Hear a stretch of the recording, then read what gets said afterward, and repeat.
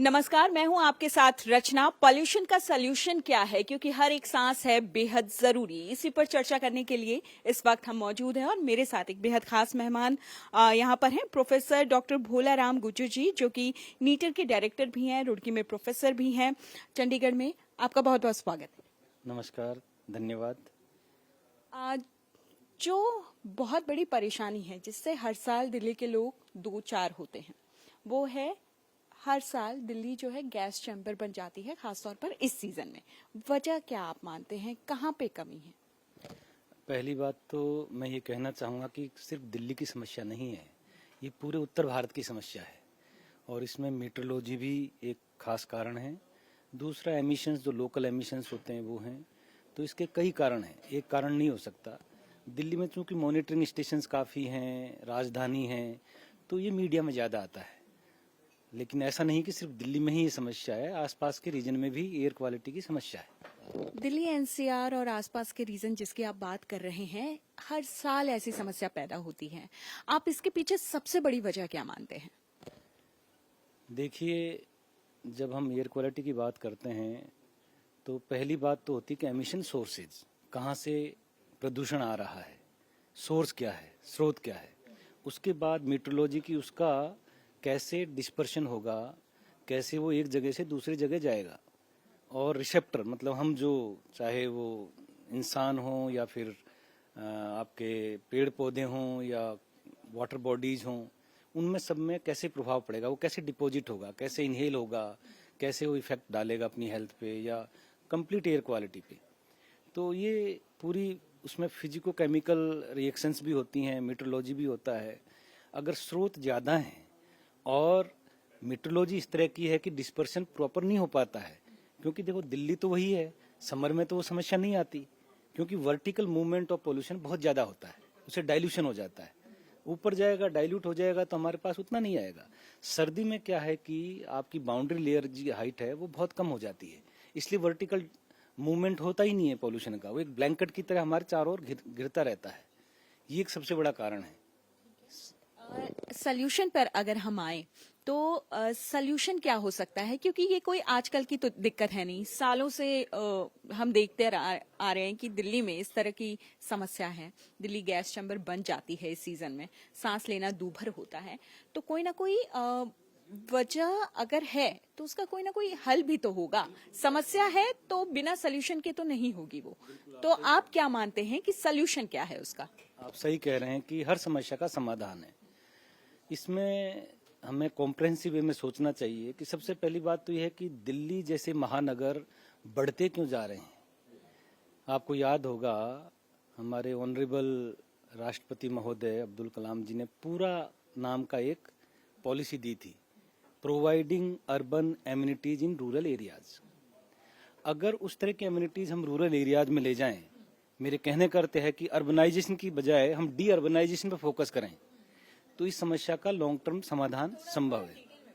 जी, कहने करती है कि सारी जो भी हमारी, चाहे हेल्थ सेक्टर है या इंफ्रास्ट्रक्चर फैसिलिटीज हैं, इलेक्ट्रिसिटी है, एजुकेशन है, हेल्थ है, उस तरह की चीजें अगर आप टीयर 2 सिटीज में, टीयर 3 सिटीज में या रूरल एरियाज के क्लस्टर्स में आप बढ़ाएंगे तो माइग्रेशन नहीं होगा। क्योंकि दिल्ली जैसे महानगरों में पॉपुलेशन हर साल बढ़ रही है, पॉपुलेशन बढ़ रही है, वाहन बढ़ रहे हैं। अच्छा, वाहन में अगर आप चाहें कुछ चेंजेस ला सकते हैं, जैसे सीएनजी लाया गया पहले, अदरवाइज आपने देखा होगा कि डीजल के कारण कितना बड़ा एक पार्टिकुलेट मैटर की समस्या थी। उसके बाद सीएनजी आया, अब इलेक्ट्रिक बसेज के ऊपर बात चल रही है, पब्लिक ट्रांसपोर्टेशन के बाद बात चल रही है, प्लस पब्लिक बिहेवियर भी। हर घर में अगर आप 2-2, 3-3 कार रखेंगे, नेचुरली आपके स्रोत बढ़ेंगे। इसी तरह से आप अगर आप एलपीजी की बजाय आप बायोमास बर्निंग करेंगे अपने शहर में पानी गर्म करने के लिए, या उस तरह का बिहेवियर आप चेंज नहीं करेंगे तो उसका भी प्रभाव पड़ेगा। तो ये कॉम्प्लेक्स चीजें हैं, इसमें आपका बिहेवियर भी है और इंफ्रास्ट्रक्चर फैसिलिटीज रिलेटेड पॉलिसी और उसकी एग्जीक्यूशन है। ग्रैब जैसी जो स्टेप्स है वो सरकार इस मौसम में उठाती है, इस वक्त उठाती है, लेकिन ये रिएक्टिव है और प्रिवेंटिव नहीं है। क्या आप भी मानते हैं ये बड़ी वजह? देखिए, जब समस्या आती है और मीडिया उसको हाईलाइट करता है तो कुछ ना कुछ सुझाव देने होते हैं, कुछ ना कुछ एक्शन लेना होता है। लेकिन जैसा मैंने कहा, लॉन्ग टर्म सॉल्यूशन देखना है तो पूरा, जैसी पॉलिसीज को एग्जीक्यूट करना होगा। एक छोटा सा एग्जांपल देना चाहूंगा, श्रीधर वेम्बू का नाम आपने सुना होगा, जोहो के जो सीईओ हैं। सिलिकॉन वैली से अपना हेडक्वार्टर वो गांव में शिफ्ट कर लिया। इस तरह की चीजें अगर हम उनको इंस्पायर करें, उसको हम बढ़ावा दें, तो नेचुरली लोग आएंगे नहीं, वहीं पे जॉब करेंगे, वहीं पे रहेंगे। तो इस तरह की जो एक डेंसिटी ऑफ पॉपुलेशन बढ़ जाती है, उसके कारण एनर्जी इंटेंसिफाई होता है और एमिशंस भी ज्यादा होता है। तो उस तरह से वो डिस्ट्रीब्यूट हो सकता है। एक जगह आप ज्यादा करेंगे, नेचुरली स्रोत बढ़ेंगे और पोल्यूशन का लेवल भी बढ़ेगा। कोई 5 पॉइंट आप ऐसे बताइए जिससे दिल्ली एनसीआर जो है, उत्तर भारत की आप पूरे बात कर रहे हैं, वो इस मौसम में कम से कम गैस चैम्बर में तो ना तब्दील हो, लोगों के फेफड़े सुरक्षित रहें, उनको सांस लेने में दिक्कत ना हो। ऐसे 5 स्टेप्स कौन से होने चाहिए आपके हिसाब से? सबसे पहले तो देखिए, क्लीन फ्यूल की बात होती है। जहां भी एमिशन ज्यादा है पोल्यूटेंट्स का, उसकी वजह हम क्लीन फ्यूल की तरफ शिफ्ट हों, चाहे वो ट्रांसपोर्टेशन हो या डोमेस्टिक हमारी एनर्जी रिक्वायरमेंट्स हो। इलेक्ट्रिसिटी एक अच्छा समाधान है। हालांकि लोग ये भी कहते हैं कि आप इलेक्ट्रिसिटी कोल से अगर प्रोड्यूस कर रहे हैं तो वहां पोल्यूशन आप जनरेट कर रहे हैं, लेकिन दोनों में फर्क है। क्योंकि अगर पोल्यूशन आपके इनहेलेशन लेवल पे है तो सीधा आपके फेफड़ों में जाएगा। अगर आप कहीं सुदूर पावर प्लांट से बिजली पैदा कर रहे हैं और वो बिजली आप प्रोवाइड कर रहे हैं शहर में, उससे आप उसको यूज कर रहे हैं, तो एमिशंस, लोकल एमिशंस कम हो जाएंगे। तो आपको कई स्तर पे काम करना पड़ेगा।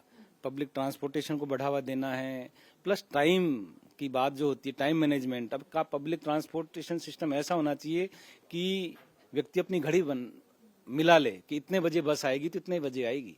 उस तरह की चीजें होंगी तो लोग फिर अपना प्राइवेट व्हीकल को छोड़ के पब्लिक ट्रांसपोर्ट पे डिपेंडेंट होना भी शुरू हो जाएंगे। पराली को आप कितनी बड़ी वजह मानते हैं? पराली एक्चुअली नेचुरली एयर पोल्यूशन है, वो एक जगह से दूसरी जगह ट्रेवल कर सकता है, और वो केवल पंजाब, हरियाणा या राजस्थान की बात नहीं है, वो सुदूर थाउजेंड्स ऑफ किलोमीटर से भी आ सकता है।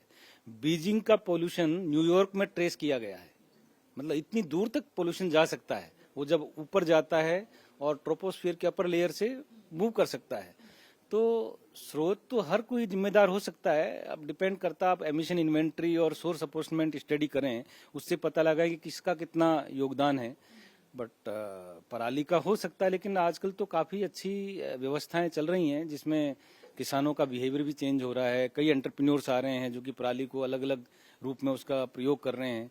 तो समस्या धीरे धीरे खत्म होती नजर आ रही है, लेकिन हर चीज में समय तो लगता है। आपको क्या लगता है, जिस हिसाब से, जाहिर सी बात है आप प्रोफेसर हैं, आप इतने इम्पोर्टेंट विभाग को देखते हैं, तो आपके पास तमाम आंकड़े होंगे, तमाम डेटा होंगे, क्या सुधार हो रहा है, क्या और ज्यादा बिगड़ रहा है। उसे देखते हुए आपको क्या लगता है, दिल्ली एनसीआर की गैस चैम्बर बन जाने की समस्या इस मौसम में कितना वक्त लेगी खत्म होने में? वक्त का तो प्रिडिक्शन करना बड़ा मुश्किल है, क्योंकि जैसे मैंने बताया ना कि इसके बहुत सारे रीजंस हैं। हाँ, अब इसमें पब्लिक पार्टिसिपेशन भी जरूरी है। सिर्फ सरकार से ही अपेक्षा करना आई थिंक उचित नहीं होगा। सरकार अपने तरीके से अपनी मैकेनिज्म में काम करती है, लेकिन पब्लिक का अपना योगदान भी होना चाहिए कि वो अपने बिहेवियर में कैसे चेंज करे। इवन मैं तो कहूंगा कि कोई जरूरी कि सारे ऑफिस 9 बजे खुलें, उसमें डिफरेंस टाइम भी हो सकते हैं, ताकि अलग अलग टाइम पे लोग जाएं तो कंजेशन आपका कम होगा। कंजेशन कम होगा तो एमिशन भी कम होगा, है ना। तो ऐसे कई चीजें आउट ऑफ द बॉक्स हमें सोचना पड़ेगा और कई तरह के समाधान लाने पड़ेंगे और प्रायोरिटी सेट करनी पड़ेगी, तो समाधान आ सकता है।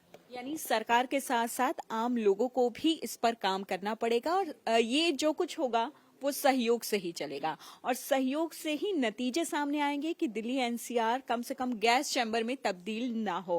पॉल्यूशन का ये सॉल्यूशन सिर्फ सरकार की जिम्मेदारी नहीं, बल्कि आम लोगों की सहभागिता का भी एक बड़ा हिस्सा होनी चाहिए। हमसे बातचीत करने के लिए, आने के लिए बहुत बहुत शुक्रिया। धन्यवाद आपको, आपके इंडिया टीवी को, जिन्होंने अवसर दिया कि हम अपनी बात रख सकें, इसके लिए बहुत बहुत धन्यवाद।